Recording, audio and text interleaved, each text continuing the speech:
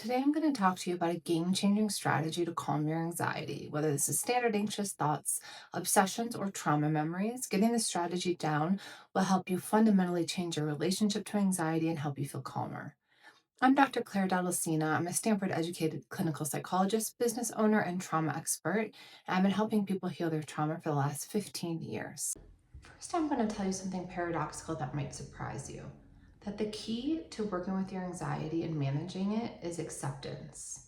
Now, that doesn't mean approval and it doesn't mean you like it, but having a strategy around acceptance and mindfulness is going to help you move through your anxiety in a different way.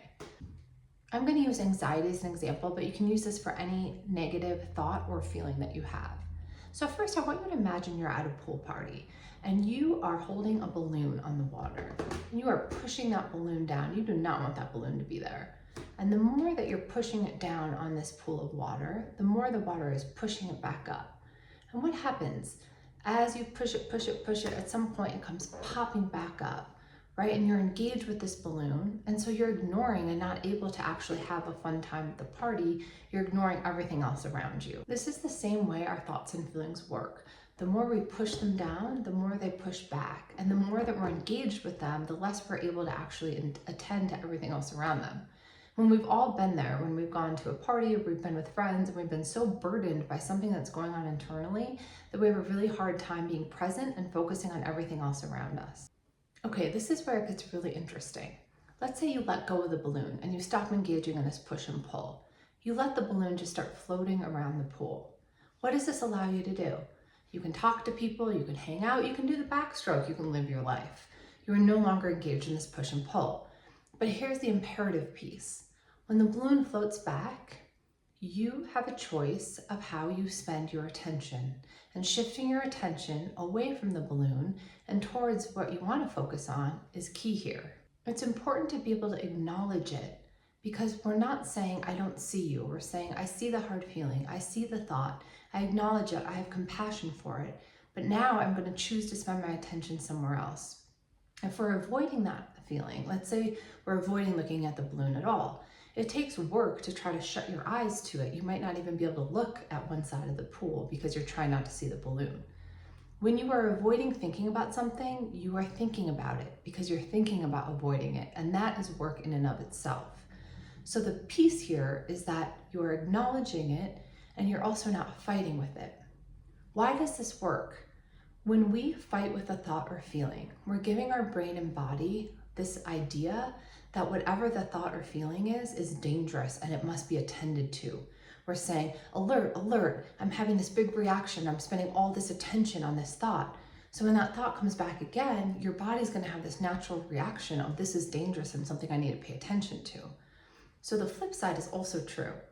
If you are calmly saying, I see this thought, I see this feeling, and now I'm shifting my attention, you're giving your brain and nervous system the signal that this isn't something it needs to pay so much attention to, and this isn't something that we need to hyperfixate on.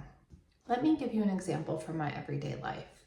When I was in graduate school, I led a therapy group with a Stanford professor who, in my mind, was perfect. She was accomplished, she was really well-spoken, great at what she did, and she was also so put together. She always had different colored nail polish every week, and just one of those people that you're really like, oh man, this person really has their shit together. And I was leading this group in front of about 15 patients and also this professor. It was very didactic, so I would go up and actually teach a lesson, and this professor was sitting there, not judging me per se, but giving me feedback. And every week I was so nervous, just the night before, the morning of, feeling ill. And the thoughts are, I'm not good enough, I'm gonna forget what I was saying, I'm gonna look like a fool, on and on. But what I struggled the most with was the feeling of nervousness. I felt like being nervous meant something, that it meant I was not prepared, that it meant I would look foolish. And over time, as I went and I led the group and I felt like I was doing a good job, even when I was nervous, I started pushing on those beliefs a little bit. And I came up with this mantra: it's okay to be nervous. It's okay. It's human. It's normal. Being nervous doesn't actually mean that I'm not prepared. And that actually helped me calm down. Not fully, but the nerves would come and go. And when they come up, I would acknowledge it, say, okay, it's okay to be nervous. It's normal. You're human. And then I would shift my attention back to whatever I was doing, sitting in class, working in my lab, whatever else it was. And then I was able to actually be present and engaged in my morning and the day before the group. So, what I'm saying to you, acceptance, let me tell you the 3 steps. One is you have to have awareness of what the thought or feeling is. If you all of a sudden notice your heart is racing or you're having physical feelings of anxiety and you're not sure why, back up and say, what was I just thinking? What just came across my feed or out my window, or what was it that triggered that feeling? And acknowledging it is the first piece. 2 is accepting it. That means not denying that it's here, and it also means not pushing and pulling and fighting with it and trying to make it disappear. You're saying, okay, balloon, I see you. I'm gonna let you go and let you float on, and you're gonna come and you're gonna go. I'm not gonna fight with you, and I'm also not gonna avoid looking at you.